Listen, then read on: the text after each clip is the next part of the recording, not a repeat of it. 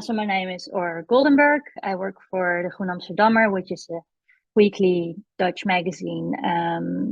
We write a lot of long reads, features, investigations, also have a literary section. So today I'm mainly going to talk about Dutch active clubs, as well as some activity in Belgium. I don't know whether Alexander Riesman would call them active clubs. We did for the purpose of the article, but I'll elaborate this in a bit. I didn't do this research alone, but I worked together with a Dutch colleague as well as Belgian colleagues and research collective Bellingcat. Just a quick note before starting, I'm not going to get into ethics too much, but I just wanted to point out that as a journalist, I'm aware that the scope of sharing is quite big when our articles get traction. And for a lot of right-wing extremist movements, that's actually what they want to reach. They want to have this bigger audience. But in the end, in the article, we didn't share any names of the active clubs we investigated. We didn't share any pictures, but for the purpose of this presentation, I will be a bit more open considering the audience has been vetted and the scope is limited. So let's just get started. We identified 5 Dutch active clubs in total, to literally identify as active clubs, having the name in their like all their social media, etc. And 3 others actually do exactly the same and do the same activities, but just don't have active clubs in their name. We did see that there's basically a national network, because a lot the Netherlands is quite small, so a lot of activities are being done together. So they do train together. They sometimes just go abroad together, training camps, etc. What we also notice is an overlap between, for example, White Lives Matter activists and active clubs. So people just make contacts within the right-wing extremist environments and then just banter through it. Some emphasize certain things like the idea of training and therefore being prepared for this inevitable civil war, and others just want to be prepared to protect their country. But in the end, both mentally and physically, the extreme right collides very well in the active club movements, as it's both physically as well as ideologically aligning. As just mentioned, active clubs are no ordinary boxing schools.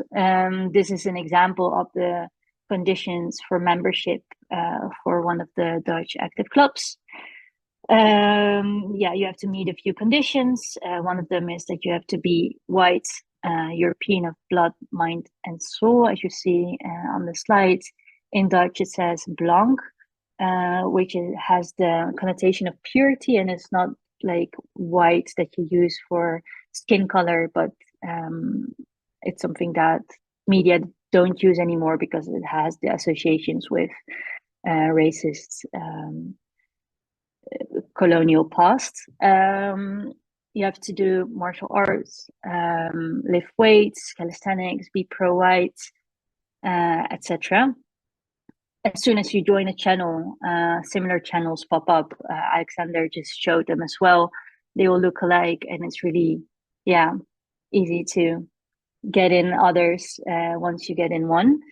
They don't only work on Telegram. A TikTok video with these requirements has circulated and has been viewed almost 15,000 times since then. So they're not really being vetted online that strictly. On Telegram, members groups have about 1,000 or more members. Some are a bit smaller. Some messages are read like over 4,000 times within a day, just like if you are a nationalist in 2024 who does not do martial arts and lifts, what the hell are you doing? That was a call for action in January, and within one day, like 4,000 people saw it. Oh yeah, we visited one of these boxing gyms in the east of the Netherlands because we geolocated it, and actually the gym employee that rented this yeah, Jim didn't know that the people using it were extremists. So what he actually jokingly said was they looked like they could use some strength training themselves, and now he doesn't allow them to train there. So sharing awareness and actually signaling the extremist activities proved to be quite important.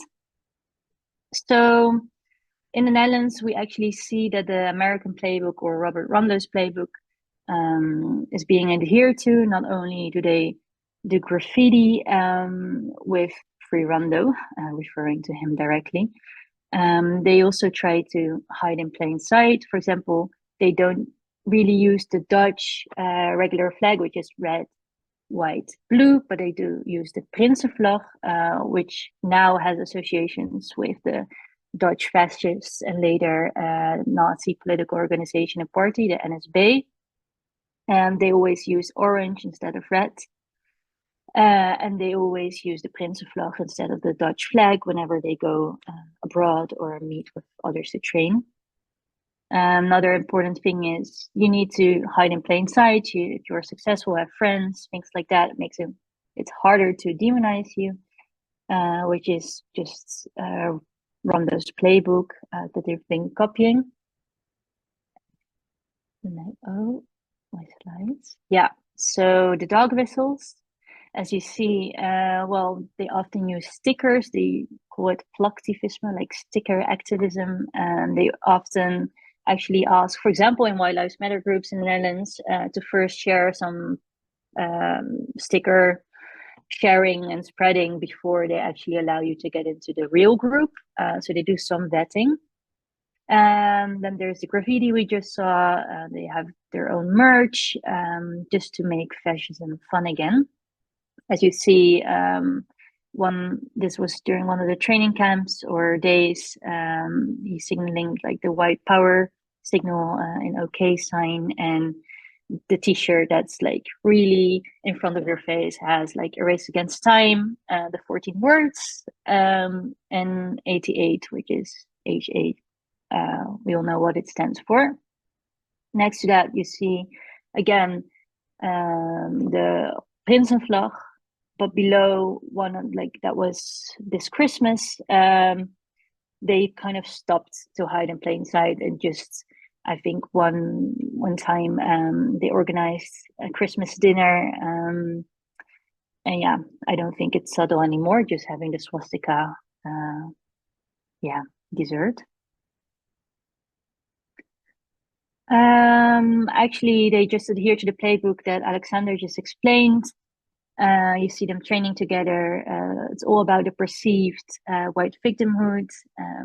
The interest in MMA and combat sports makes it more appealing for a lot of people to just join, and it's also an image appealing to women. So I really understand the question about the connection to Andrew Tate, because there is some overlap, and I've also seen some activity, especially among younger members, that they do reference to him, but that's something in the last year I didn't see.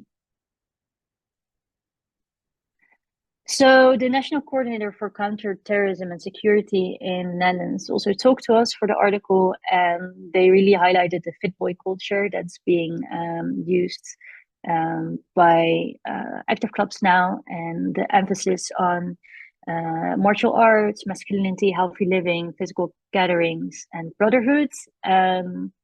Makes it an interesting platform for right-wing extremist ideology, but without always emphasizing ideological aspects. So instead of constantly debating what you exactly mean, etc., they just train together, and then once they sit in the car, they start talking.